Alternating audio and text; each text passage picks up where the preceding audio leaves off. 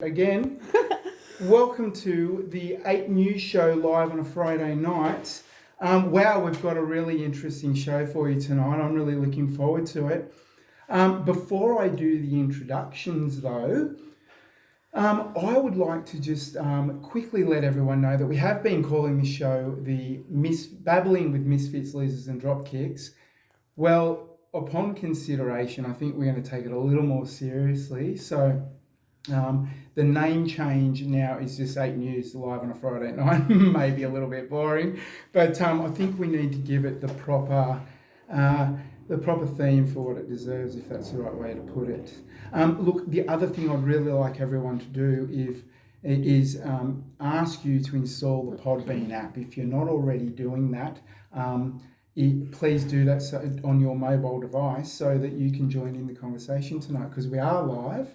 And you will be able to write in and say hi or ask a question or whatever. And if we call for a call in, we'll be doing that, and you'll be able to use the app to do that. So that's why I want you to get on board with the movement, the truth movement, the freedom movement. That's what we're here for tonight. Could I also appeal to you, if you feel so inclined and you would like to sponsor the show by becoming a patron, please do that. I really, really need the income because I'm going broke fast, quite simply put. So, tonight, who have I got now? So I've got Greg Martin. Welcome, Greg. Greg's looking at his phone. We're live on air, mate. Good evening, mate. How are you? I'm well, thanks, Andrew. Yourself? Very well, thanks. Nikki, how are you this evening? Very good. Just speak into your mic, darling. You just got to get right up in there and say hello. And of course, I have Monique. Hello, welcome. Hi, I should say Monique. welcome because we're all welcome here, aren't we? Yeah, just hello. Hello's good enough. Now, look, everyone, while we're getting started, people are joining in on the show as we speak. And we've already got lots of people with us, so I'm really excited about that. We are having a glass of wine, although it looks like I'm partaking on my own, ladies and gentlemen. Oh, this is a little bit awkward. I've just realised that I'm the only one. Does a hot chocolate count? Well, hot chocolate doesn't really count. But hey, whatever floats your boat. It's live on a Friday night. It's after hours, so you do what you need to do while I reach over and grab that glass. I think you forgot to pour me one. That's the problem. Well, Nikki, you're the guest. I mean, you're the host, really, that's kind true. of. So I'm sorry I can't help you there. Everyone's saying hi. Luke, hi. Hello, Luke. how are you? Troy, hello. Lovely to see you. I know Robin's on board with us. I can see Renee and lots of other people joining as we speak. So hi to everyone this evening. Now, look, we need to get into introducing everyone properly and let you know who they are, why they're here, and kick on with the show. So, Greg, you're right there, mate? Yeah. Yeah, do you need some light? He's about to read something to us, everyone. Mate, say hello to everyone. Introduce yourself. Hello out there, all of you fiercely fighting freedom fighters. Yes. Welcome to the show. Wow, mate. So that was a great introduction. Thank you for that. What was it that, look, I know what I've put out on the poster today, and I think I'm basically all right. There was a little bit of controversy around that, so whatever. That's fine. Let's not even talk about it.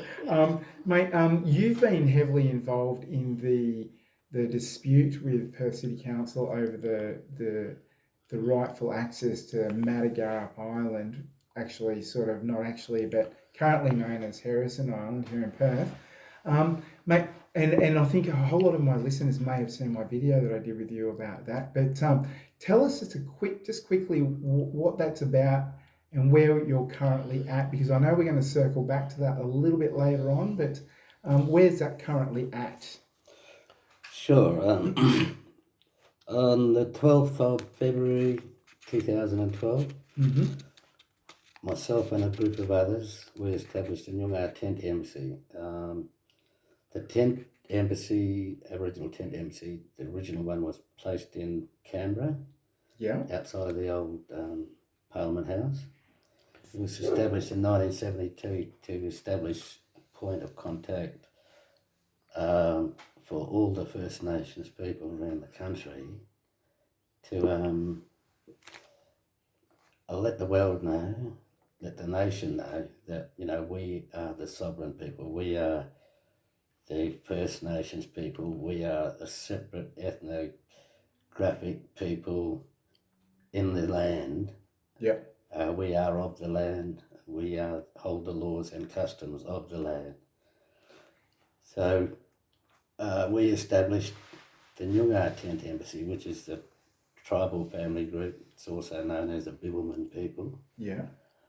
So that we can establish a voice in communication both with the Perth City Council and other state parliaments and federal parliaments to establish our claims to be the sovereign people of the land and to be the voice of the land and to enter into some sort of negotiations about and discussions about our relationship with the monarchies of the monarchy of the UK. Yeah. And so The current power structure. the powers that be. Yeah. Right. It was like an effort in self-determination to establish our rightful claim to be the landlords of the land. Of that land and use it as a place to trade from, right? Well, that's to be decided in the future. Right. So for 10 years, we've been coming and going and living and struggling and fighting against the Perth City Council for access to our ancestral lands and so that we can develop a peace treaty or a peaceful process of our existence so that we can identify who we are, where we come from, and establish our own self-autonomy. Yeah, from that basis, from that as a base. From that basis. Right. Now, Nikki. Hi. Hi, how are you, Nikki? I'm good. Nikki, you've been around the freedom movement for really since the beginning. The beginning. The beginning, yes. And well, we won't say any more than just, we won't call you anyone other than Nikki. Nikki, I know a lot of people out there know you. Mm-hmm. Now, we're really here tonight not to talk about other endeavours of yours, but really to talk about Pathway to Freedom and the involvement that you have with that and how you're helping Greg in that endeavour, because Greg is the chairman of Pathway to Freedom. Can explain it Yeah. if you want. Please, let's jump in, mate. Let's go. Yeah. Let's have a chat. Okay. So tell us a bit about Pathway to Freedom, and Nikki, please jump in because I want to know about what you're doing with the team and how you guys are both moving this forward. Mm.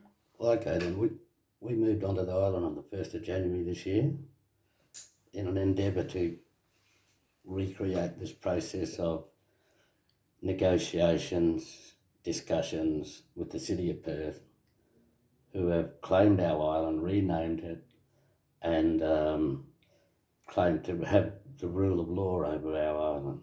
Right. So in the first instance, the Perth City Council came to the table. They were sending their agents down to meet us and that sort of thing. So we put a log of claims on the table and they took it back to the Perth City Council. Yeah. Now the first thing we wanted to establish is that, you know, who owns the land and who has title to the land. Our Ballarat family, my mother's family, are part of the keepers of the natural law of the land, the tribal law, LORE. Yeah. My father's family tribal group is the Buddymire. We're part of the Thugaroo family group from up that way. And our extended family are the Widdy, the Niagru family. So the Niagru is a sub-tribe of the Bibbulmun people, also called the Nyungar people. Anyway, so one of the things that we put onto the table was we need to establish a relationship between the Perth City Council and our free people. And we proclaim the island as our land, and we have the right to determine what is the outcome of that land, who has use of that land, and how we can structure the use of the land. And this is why you formed Pathway to Freedom, no? Because I just want to keep moving on a little bit here. Nikki, tell us a little bit about what your involvement's been with Pathway to Freedom and how you got involved. Sure thing. Just talking to the mic, thanks. So I founded Pathway to Freedom. I've been working solidly in support of First Nations for the last 2 years. So it's been a really long journey for me. And I've learned a lot, and I recognised the problem here on this land. So I'm not from here, I'm a sojourner. I'm a visitor to this land. I don't have any citizenship to the colony here, and I stand in the jurisdiction of the guardians of this land, and I walk in that truth 100%. So I recognise the problem in our society. There's a big division, and 2 years ago I sort of woke up and my first reaction was First Nations people are going to suffer quite significantly through this. What can I do to help? You mean when the whole pandemic kicked in and... Yeah, everything. I knew there was a land grab happening. I've known this for a long time. When I first came to this land 20 years ago, I moved to Redfern. And in Sydney? In Sydney. Right. And there I was told about a prophecy. And the prophecy goes like this. People were living here in harmony on this land for millennia, for thousands and thousands of years. And boats came in and they hurt the people that were guarding this land, looking after it, knew the laws for this land, and they couldn't find a way out. These people had machinery that could destroy them very easily, and they begun to manifest that one day all people, all cultures would come together, and they would walk together with the custodians of the land and form unity. So I was told that prophecy 20 years ago. Right. And that's formed the basis of Pathway to Freedom. That's it, yeah. Awesome, Nikki. That's such a fantastic endeavour. Pathway to Freedom, I'm not a leader. I've simply founded it in collaboration with Greg, Jojo, and the Noongar Trading Cooperative. It is a collaborative movement. This is all about self-determination, empowering every individual from every single culture to have a say, to get excited about your future and what you want to create, and come together. And Pathway to Freedom, the first step in to this movement is simply a promise to keep our First Nations people at the forefront of their vision when we're designing our new way forward. To have proper recognition, not just pay it all lip service. So we want to heal country together. We want to heal our people. We want to heal country, and we want to walk together. Nikki, it's so nice to have you here tonight. We're going to talk about this more in a moment. Sure. Monique, welcome to the show. Thanks, Andrew. Tell me all about the involvement you've had in as an advocate for I guess you'd say, the right to choose within your community of York, and all the other fascinating things that you've been up to. Just quickly as an introduction to everyone, so let everyone know who you are.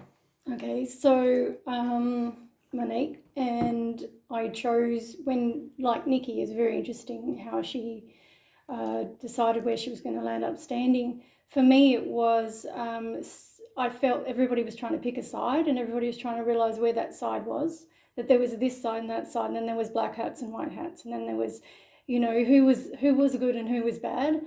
And when I moved past that and just realised that, you know what, my faith's in the people.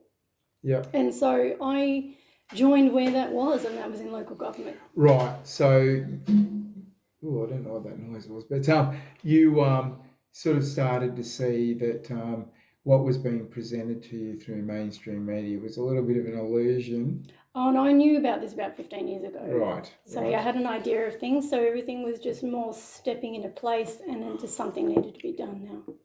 Yeah. Yeah. Fantastic. So you've been doing this for some time, I believe, and I also understand that you've been involved with Adrian McRae in Port Hedland as well as Andrea with some human rights aspects of what you do. Is that right? Not quite. I have had a couple of phone calls and texts and telegrams with Adrian, because it was very important, all of us as petitioners, as we were walking forward, was to learn from each other. So we weren't having to reinvent the wheel all the time. And we were literally learning, and as one moved forward, we found their strengths, moved forward with their strengths and dropped what didn't work, and then collaborated. The whole thing was a collaboration. That is so clever, and I mean it's not even clever. I mean it's just what you need to do. But it's so good to hear about, and actually, indeed, that's what this show's about. And that's really, I guess, to reinforce to the audience what I was trying to say earlier before we started. Just want to take it a little bit more seriously and really develop a platform for everyone in our movement for change. Not radical change, just coming back to humanity a little bit. I really want to develop this into a platform for those people to speak, and for everyone that is involved to be able to jump in and listen to what's going on around their community or their region even. So, well, that's going to be, I mean, we've got so much to talk about, haven't we, this evening? Greg, mate, where do we start? I'd really like to, I know you've said a few things about who you are and your family background. Where would you really like to start in terms of the story that you've had battling against the council? Now, I know that Pathway to Freedom is a part of that. So should we begin somewhere around where it all began and then blend in what's going on with Pathway to Freedom, and where you're going to sort of head to next? Did I just bamboozle you a little? No. 2 years ago, we attended the Black Lives Matter march in Perth, and it was, I'm just having a rough guess, probably about 10,000 people that came down. And we waited, wanted a bit of microphone time, and we were one of the last, me and my daughter, were one of the last ones to get up onto the stage and have a talk. And my angle, with how we're going to create change and how we're going to move forward is, if we look back in history, if we decipher what's happened, because these same incidents or episodes are coming around again, the colonisation process. So, and can I just ask a quick question? Do you see that as something that involves all of us now, or rather an Indigenous issue? No, absolutely, everyone. Everyone. I mean, you've got to look back in the last 2 years. Everybody's had tyranny thrust upon them. 100%, and so tyranny was a catalyst for the Declaration of Independence in America. The events that unfolded after the founding fathers of the Constitution in America, they organised themselves together, and this was what I disclosed at the Black Lives Matter speech. After a long train of abuses. You were receiving abuse? No, the whole show, the whole event. Yeah, politically speaking, in America, King George V, I think it was, King George IV, there was a battle for the lands in America, and the colonists at that time, they were getting a lot of pressure. King George IV brought in new taxes. He basically tyrannised the whole colony. They squeezed them. They is squeezed what they them. did. Yeah. They did. Yeah. And so tyranny, if I could explain or define what tyranny is. Tyranny is cruel and oppressive government or rule. Refugees fleeing tyranny and oppression. Synonyms: despotism, absolutism, absolute power, autocracy, dictatorship, undemocratic rule, reign of terror, totalitarianism, fascism, oppression, suppression, repression, subjugation, enslavement, authoritarianism, high-handedness, imperiousness, bullying, harshness, strictness, severity, cruelty, brutality, ruthlessness, injustice, and unjustness. And what happened when you were at the Black Lives Matter rally and you started speaking about things like that? Well, the Black Lives Matter was about the mistreatment of the people of colour, Yep. of the First Nations people, the deaths in custody, the high imprisonment rates, the high-handedness of the police force, the intervention in the Northern Territory where the military are squatting on the land, keeping our families under gun threat. Yeah. And so if you marry up tyranny with what we've suffered over generations, the pathway forward is the Declaration of Independence. And so that's what I revealed 2 years ago at the Black Lives Matter speech. Right. So independence for your people. Well, freedom from tyranny. Yeah. I mean, the last 2 years have proved that all of us in the whole continent Yeah. have suffered, Pretty been obvious. Isn't treated it? unjustly. Yeah. And the end result of the Declaration of Independence was the creation of a republic where there was equality. The only thing absent from the Constitution in America was that the First Nations people, the Native Americans, they were called savages and pagans, Yeah. and they were not included in that constitutional process. Yeah. Well, we in this continent, and Terra Australis, we are now at a point in time where we can create a new constitution under a republic which is fully inclusive. Yeah. Yeah. I'm look, I've got to be honest with you. I think I really do prefer a republic over the system that we currently have now, where each individual has guaranteed rights. I'm really uncomfortable with the whole two wolves and a sheep vote for what's going to be dinner tonight. Yeah. And that's what we kind of have a problem with essentially here. Well, we do have a constitutional crisis. You know, there's, well, if we look at the last election on the 21st of May, everybody had high hopes that there was going to be change, but there's no change. That's right. There's, so the way forward and the change is not going to come through that constitution which has been used and abused. Yeah. And it really belongs in the 20th century or the 19th century. You know, this is all pre-internet, pre-mobile phones, pre-social media. I'm sure when they designed that constitution back in the day, they had no idea at some time in the future that we'd have all this access to communication and where we can, look into historical events, that we can analyse it with a critical Well, that's right, mate. And I think one of the things that this show's about is actually discussing these ideas, because I think we were saying just before we went live on air, the way I look at it, there's like so many different groups with so many different ideas about it, and they've all got serious elements of reality or truth behind them. Maybe not every group's got it exactly right, only history will judge.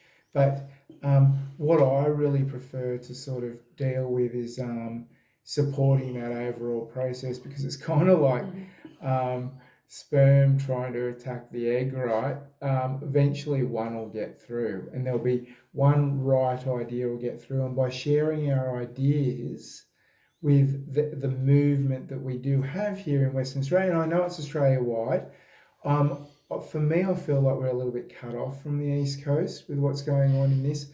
I know that from what I've learned, it's a very different scene. And of course, we are far more spread out, really a lot less people. And so for us in this freedom movement, it feels a little bit isolating at times. So that's what we're doing here tonight. Mm-hmm. Right, so that leads into the formation of why Nikki came together with you, Greg, in a lot of It's ways. a beautiful story, actually. Speaking to you, Mike Dunn. It's quite a beautiful story, actually. Well, let's kick into it. Yeah. Let's kick into it. I'd love to know how you met. Yes. Yeah. We don't have to tell any kind of massive story. No. Look, yeah, something pretty amazing happened. I don't know if anyone's heard of a woman named June Mills. Now, June Mills was sitting up in the Northern Territory last year, and I was watching a live video, and the government came and kicked her out of her house, and it was horrific. June Mills and I ended up on a phone call together. Okay, Nikki, please just tell me a little bit more about June Mills. I've got a vague recollection of this. What was her background? What was going on? Why was she in this position?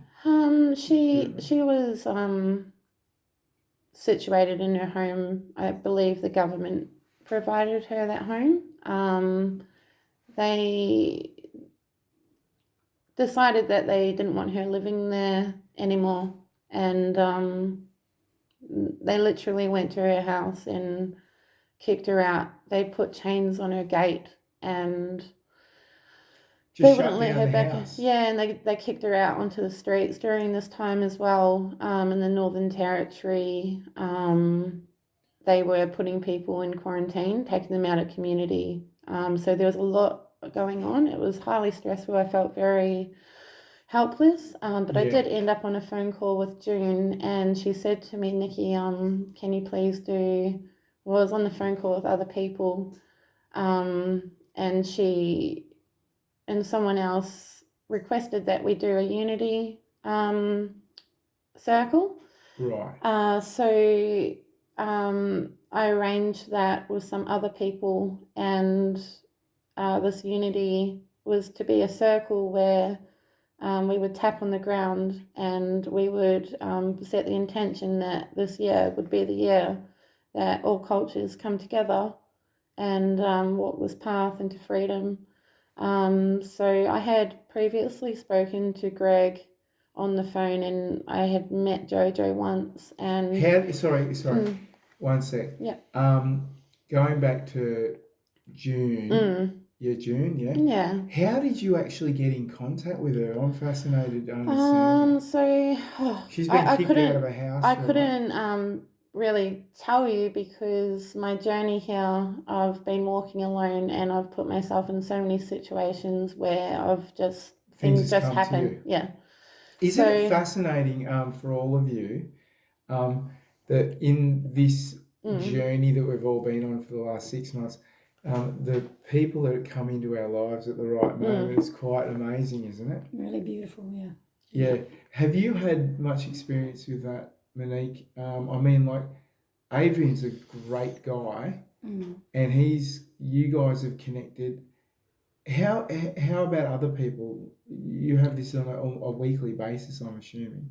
Yeah, it's quite synchronistic.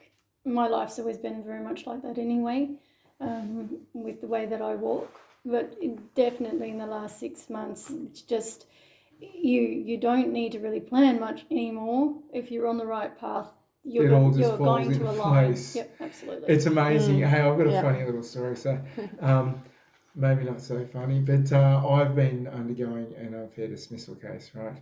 And I'm so busy doing this podcast that I totally missed the correspondence, and I actually thought that I'd completely screwed up, and I had like this like fourth email, and I happened to be speaking to one of my dear friends who happens to be a lawyer.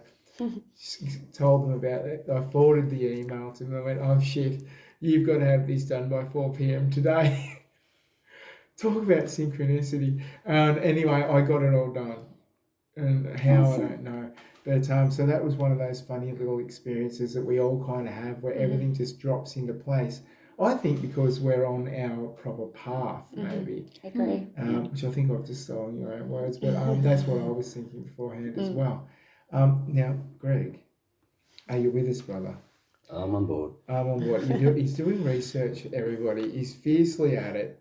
I'm trying to tell him to stop. This He's is a about research king. it's about a conversation, my friend. You don't have to get it all right.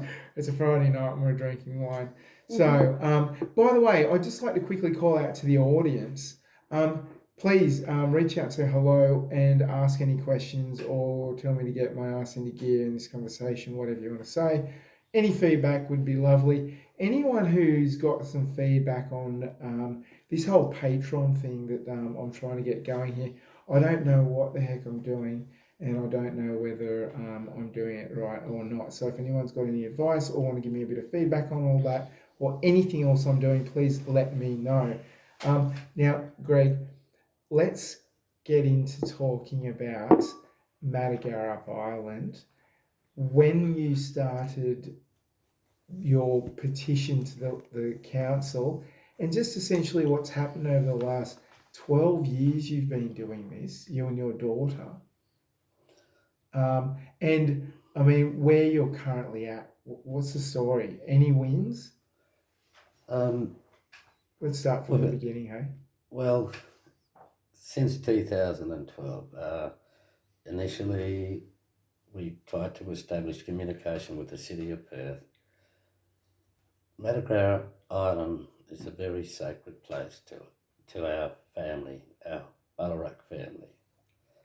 On my mother's side, on my grandmother and my great-grandfather, they're Ballarat people. Mm-hmm. It's the birthing ground.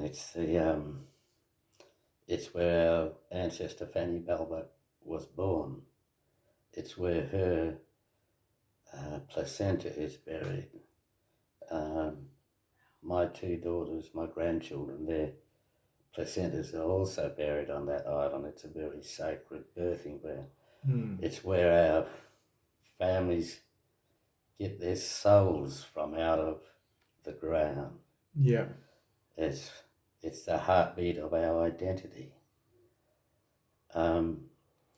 So to us it's a very sacred land, and we should be the people who have jurisdiction over that both have a lawful right and the right to decide who comes there and for what reason. Yeah. So that's been an ongoing process since 2012.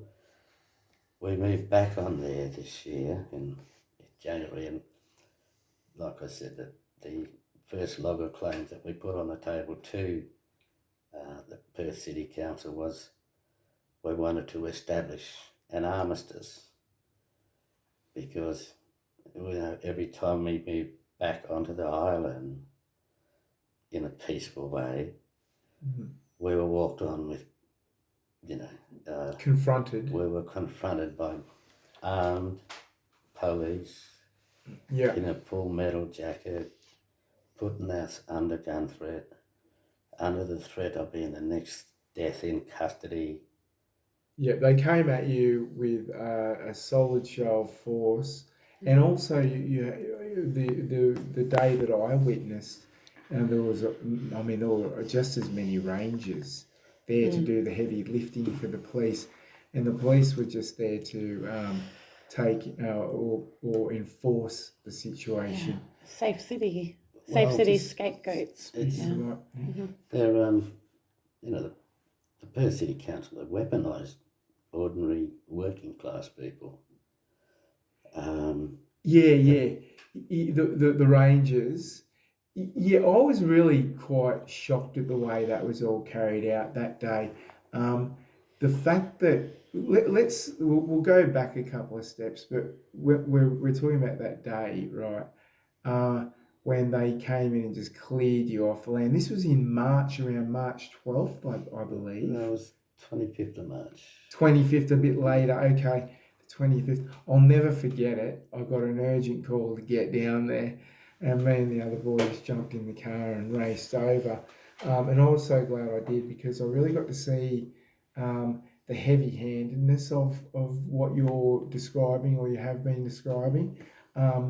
I got to see it firsthand. And the part that I found really shocking about this was that you were doing everything in accordance to the discussions that you'd been having with them. But then at a point where you're actually starting to like talk more serious with them, they just shut it all down in complete violation of a document that openly declares that there is a discussion to be had. Exactly. Can you tell us a little bit about the decree that was made that gives you the right to have access to that island? It's our ancestral land. Yeah. But it was recognised by the royalty, right? It was. There's the Queen Victoria Act of 1972-73. In that act, she stated that if there were to be any survivors of the First Nations people, they are to be left alone.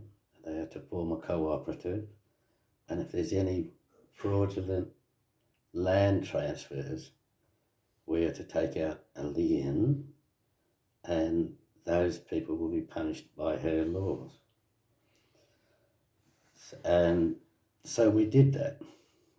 After 2012, we came across some money, so we registered our cooperative based on the single Noongar claim.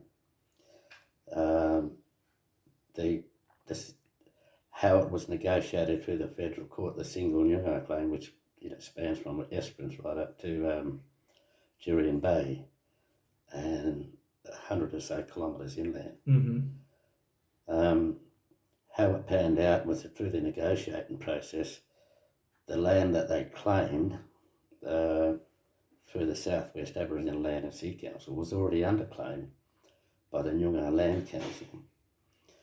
And so from wheeling and dealing, there was no land that was granted. There's no land that was allocated to the First Nation people. Yeah, and it was all just sort of, well, let's just move on. It was all just, that was just forgotten about, right? It turned out to be the biggest land grab in the 21st century. So we know that it's our ancestral land. We know the history of it. We know that we're the sovereign owners of that land. And if I can use a phrase that's been introduced into the Constitution of Australia, terra nullius, which means no man's land, that's been thrown out of court. It's a fraud. It's a fraud. Total fraud. And it proves that the colony has no lawful jurisdiction. Tell me a little bit more about that, please. For everyone that doesn't know about terra nullius, can you just explain the background of that a little bit? It was an instrument used in the Constitution of 1901, created by Queen Victoria. It was an instrument to separate the First Nations people from that instrument, that Constitution. In that Constitution, we are classified as flora and fauna, and this comes under the doctrines of discovery. Yeah. flora and fauna, and we are subjects of the Crown. Now, anybody who is under subjugation or a subject of somebody else, that is the terminology used for slavery. Yeah. So for over 200 years or 190 so years here in this state, we have been the slaves of the colony. Yeah. We don't have any rights. We never have voting rights. We have no access, no free rights, no access to our land, no rights to hunt, gather, Yeah. fish. Act as you would. Yeah. Yeah. Yeah. So the Queen Victoria Act of 1972 and 1872 and 1873 gave us those rights if we were to form a cooperative. And Yeah. so in 2014 we applied to have a cooperative over the land that's been identified in the Federal Court of Australia, which is identified as Bennell versus the state of Western Australia. It's a single Noongar claim. It's our ancestral land, and now we've got the right to trade on that land. Okay, except for the fact that Perth City Council say no. And so now you've been fighting for the last 12 years to petition your position in this to the Perth City Council, and you're really not getting anywhere, are you? Or am I wrong about that? And why? I want to know a little bit about the ins and outs of it before we move on. Okay. Since 1829, there's been this process of land clearing at gunpoint. So in 28th of October in 1834 was a Pinjarra massacre. An unknown number of people were assassinated there.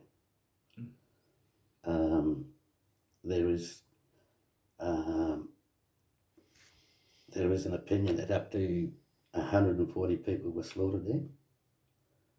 Now the people from Pinjarra and the people from Perth and Guildford, they are within that same tribal group.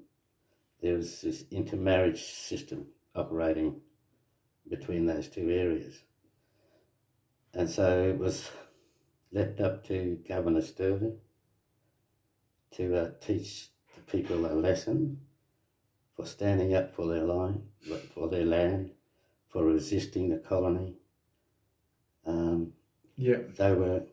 So he went on in and just guns blazing and discussing. So one of the words in the history books that Sterling used was to some of the early colonists was, by the time I've finished, there will be no blacks this side of the mountains. So the intent was there all along. Yeah. To kill our people for our land holdings, land estates. Yeah, mate, since we're on that particular subject, I hope I'm not going to cause too much of a fuss by saying this, but I'd love to know what your opinion of the whole sorry thing was, or is.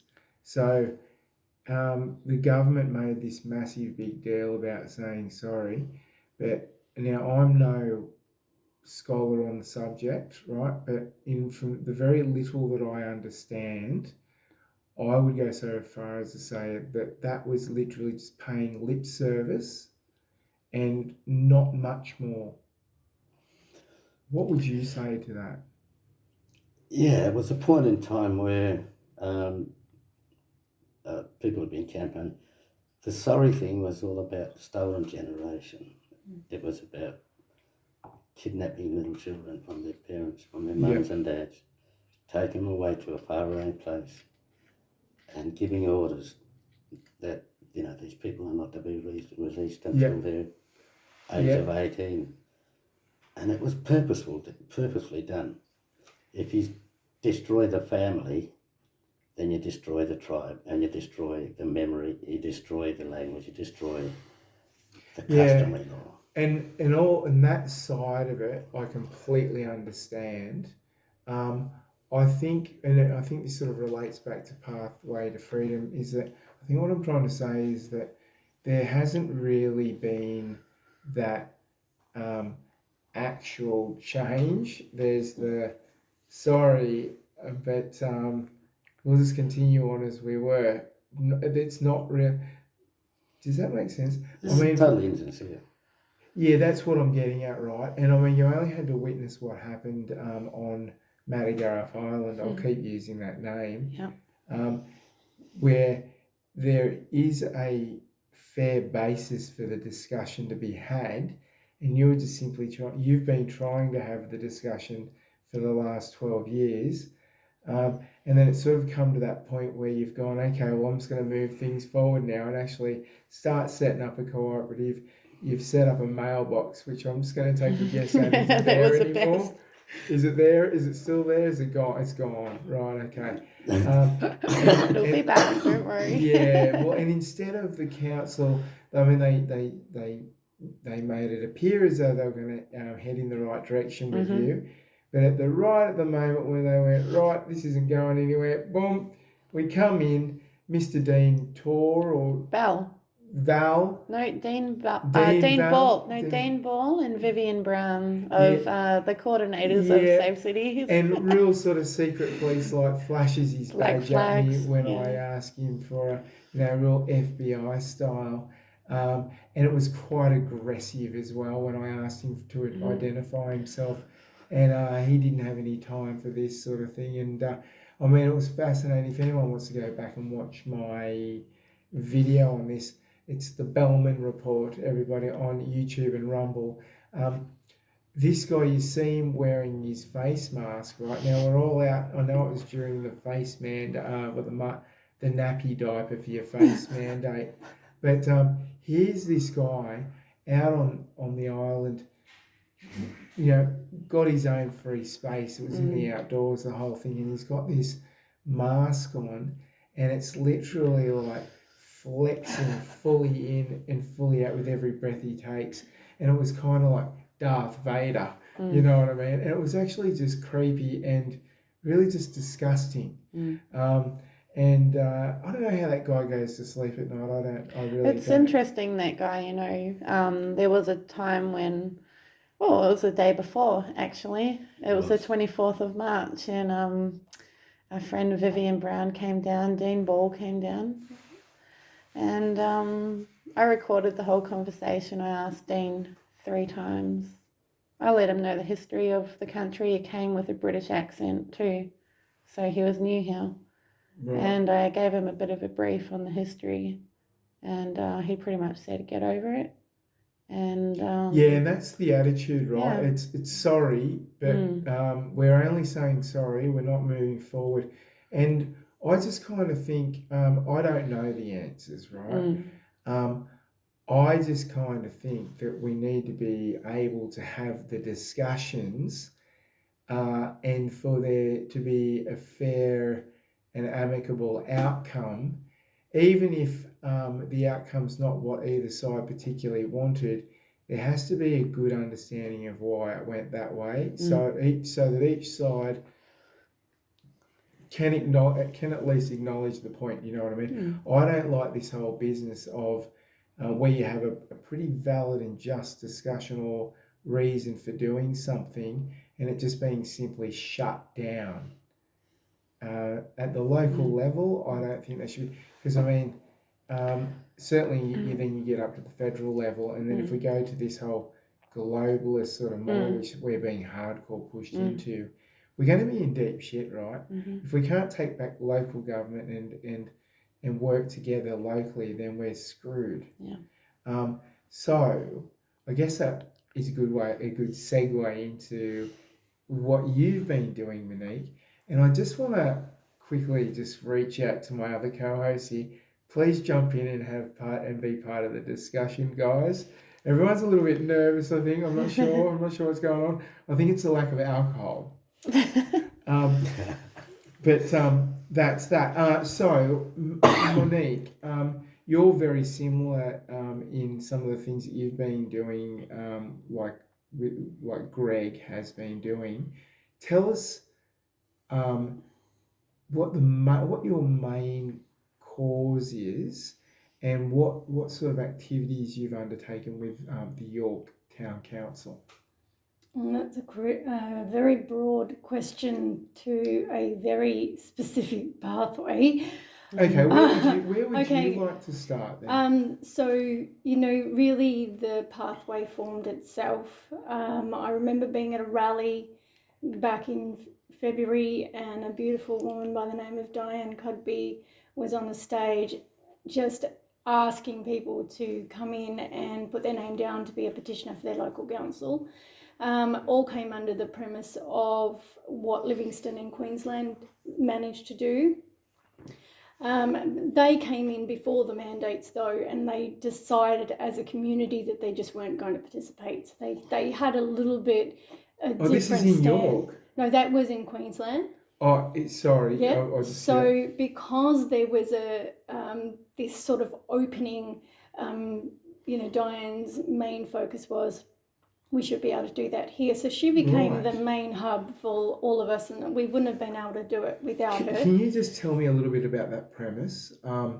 What was it that they didn't want to do?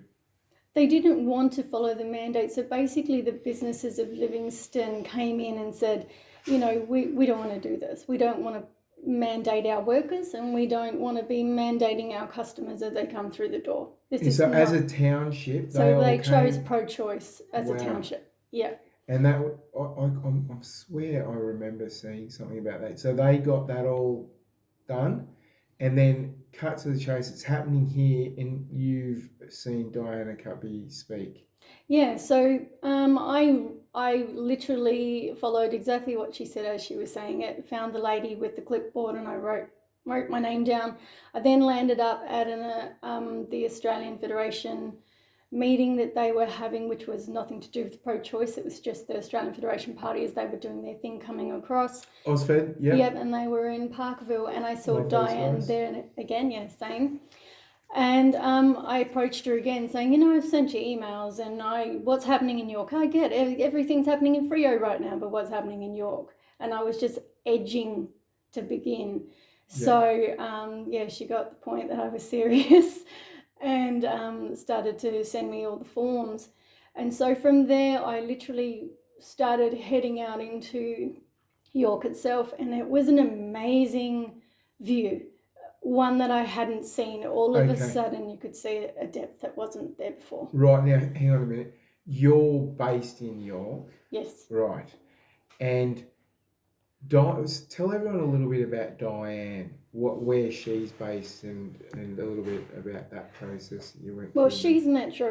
I'm not going to give whereabouts she is because I haven't okay. got that permission. Okay. But she literally is the hub via email, via telephone. At any time, I know for me personally as a for what? petitioners of local government. Right. Yeah. That's what I'm getting at. Yeah. Yep. What's her organisation called? Nothing. She did it as herself. Yeah. She's just a solo person that's helping coordinate all of these people who are petitioning their government for a right to choose, a freedom of choice. Yes, very much. Wow. So a few joined in with her, and they became, and others helped to run the database of people that were coming in. She would set up at the rallies as a tent, and she was there all the time. She's put so much. She's behind the scenes, but put in so much work.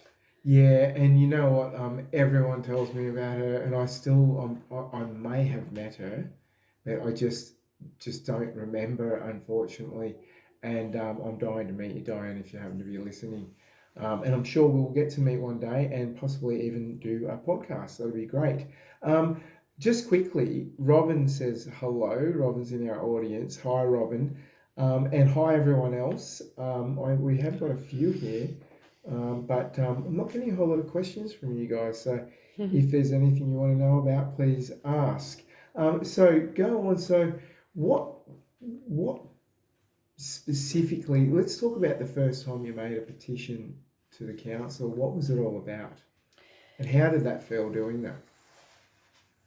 What was important to discuss, I think, for that or to share is the steps taken to just inform the petition, because the mandates created so much fear everywhere that when you step into this sort of space, you could see it and feel it. yeah. In order to be able to get, I mean, it was a small town, and we needed to get a minimum of 120 signatures. Now you've got people that don't want to talk to you because they don't want to rock the boat. They're too scared. The businesses were scared because a lot of them had roots into government areas, and that's their only livelihood because it's a small country town. There's only, one of each thing. And I'm trying to be as general because I don't really want to target anybody. But, so they were like, yep, I don't want to do this, Monique, but I can't talk to you and I'm not going to sign your form. So everyone was just like, shut down in fear. What's the population of York? Between really 3,500 and 4,000. Right. Yeah. Okay. So you had to really do your work to get that 120 signatures. Yeah, and it wasn't just me. There was a group of people who came together to make sure that happened. But the way we managed to do that was we took a step back. When I spoke to Diane, I said, I don't know how I'm going to do this because nobody wants to talk to anybody. And just being who she is just gave me such strong encouragement. And so I took a step back, and instead of I changed my whole mindset. Instead of saying this is the people against the government, I moved back and said, you know what, I just need to talk to the people. Yeah. Because in the Local Government Act is, if you create this petition, they can't say no. You put it in, they have to follow the rules, and there is a meeting, whether they like it or not. So it was like, take a step back, everyone, take a breath. Right, we need to go and talk to the people. So we, instead of putting our tables out in the main street, and it was quite interesting, people would like do a U-turn around us to either walk quite far from us, like we had some kind of infectious disease now, or it was they would quickly like duck into the table sign and duck out again if they weren't seen.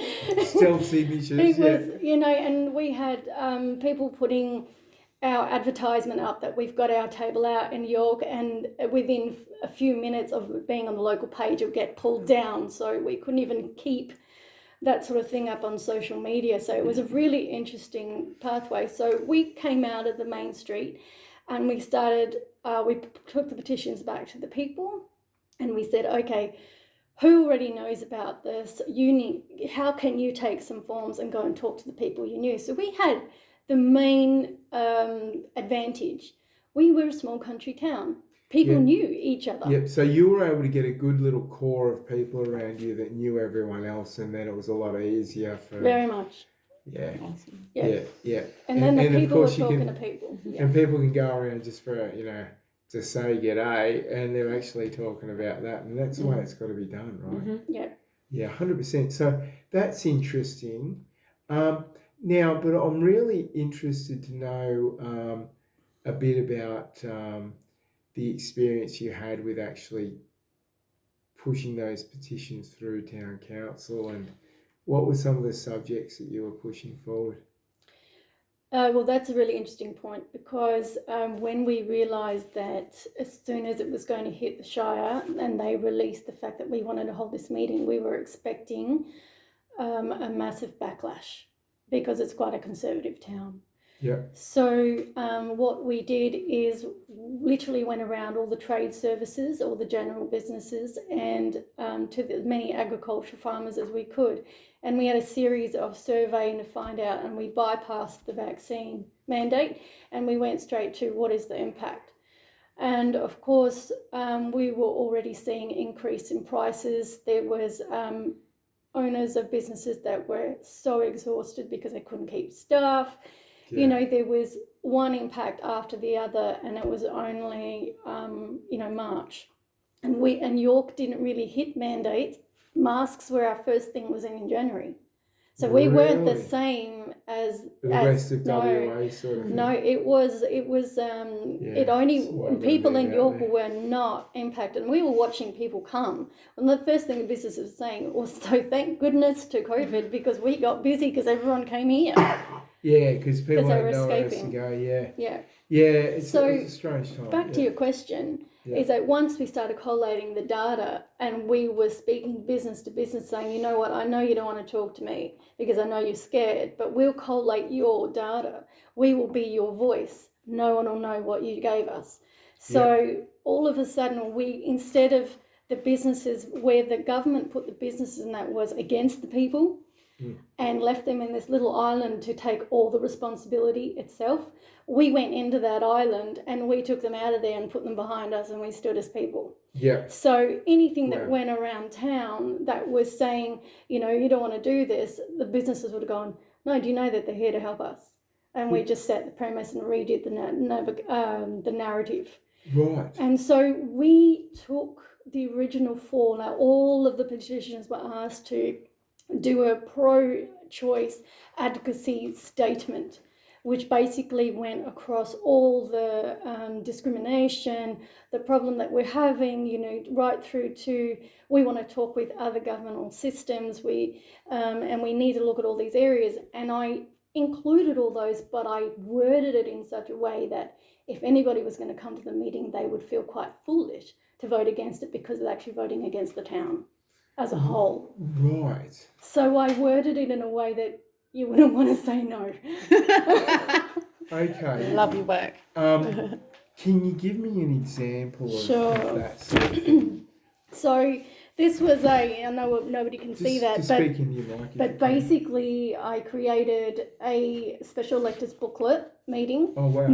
meeting booklet, And you've got so it that now? as soon as they walked through the door, and we lobbied, we were throwing in anybody who put a signature on our petition, and anybody in town was knew there was a meeting coming. It wasn't like we didn't. Why I You said to guys were everyone, right on the ball, and you made sure that everyone was in. everybody. We didn't say, look, we don't want you there if you're going to say no. We said, come along. You know, everybody there, But come and you listen. really communicated We properly, did. right? We did, yeah. And that's the key to it all, isn't it? Yeah. So some of the, for example, the first motion goes into explain it on a deeper level, but what I do is a summary. So the first motion was titled Business and Labour Sector.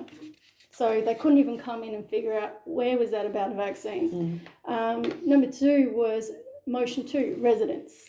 Number 3 was motion 3, sustainable economy. Motion 4, agriculture and trade sectors. 5 was emergency services. 6 was local government employment and services. 7 was safely moving out of the pandemic. 8 was advocate cooperation with other corporate entities. And 9 was transparency and access to unequivocal facts regarding COVID-19. So basically, each one went into the specifics, but it was worded in such a way that why would you? Why would you say no? Can you give me an example of one of those that you'd really like to share with us, like one that you're particularly proud of? Because I'm really interested. I mean, I know very little about this and doing this kind of thing. So Okay, well, I'm particularly interested because I know you've had a fair bit of success. Goodness You don't have to. me. You don't have to read it. Just give me a bit of a Look, sort of I think in overview. a whole, it's really hard to pull it apart because it actually worked together. It was such a good collaboration. So as a whole, it was basically saying, and I remember this, I'd rather share this. I remember those that came in who were there not to vote for us, but just didn't think this was going to go ahead. Mm-hmm. And they picked it, they had sat down, they got their booklet, they sat down and started going through and went, oh my gosh, this is going to be a long meeting. And I was like, awesome, well, you're here to join us, you know. So the beautiful thing is that as each of these motions got forward, now we had 2 speakers per motion, and we had great speakers. We had people who, one of our main speakers was a strong business in town that's been there for years, massive company. They not only based in town, but they service 30 other shires, and they were having impacts. And I remember sitting with them and asking if they would speak. And they said, you know what? We didn't think we'd get touched by the impact and by the pandemic and have an impact. But if we are as a massive company, I don't know what's happening to those smaller ones. So we opened the meeting with this main player. Okay, now they were my main player, but just at that local level, right? They're a big business locally, or they a big, Big was business across 30 shires, so you've got Right, pretty much the whole okay, southwest. that's what I was trying to understand. Okay, Yeah. and it was impacting them. Of course, it would be. I think the economic impacts won't really be felt for just a little while yet, but when it is felt, it's going to be felt really hard. Yeah, it is. Yeah. Yeah, sure. Yes, Greg, did you want to jump in there with anything? I was about to say, in the world at the moment, there's a war going on, and it looks like it's going to be escalate. Economists around the world are now predicting that there will be a worldwide famine. As Ukraine, last year was 30%. They provided or supplied 30% of all the grain production in the world. Currently, it'll be summer up there now. There's shipping backlog with export of the grain at the ports, and it looks like towards the end of this year there will be a shortage of grain around the world, and there will be a worldwide famine. Yeah, and it's a shortage of everything. These conditions always come after the wars. After a war, there was but I mean depression. But I mean, I know there are physical wars going on, but we're in a silent war, and it's a full-on one, and we're being attacked from every angle.